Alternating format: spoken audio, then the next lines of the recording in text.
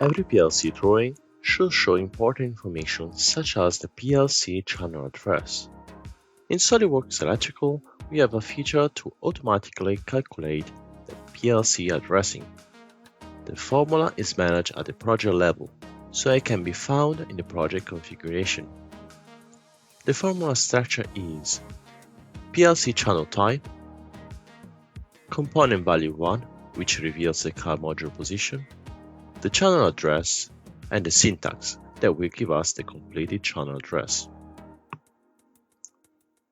The values PLC channel type and the PLC channel address belong to the same physical address field in the manufacturer part properties.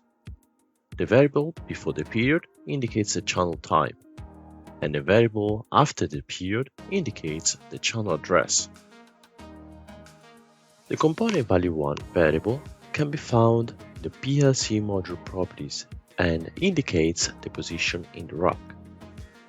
In the application, first check the formula or change it to show different information.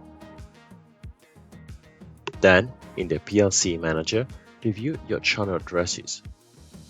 To edit them, go back to the manufacturer part properties and modify the physical address field. In the address column, the software shows the formula result. Finally, we can place the PLC.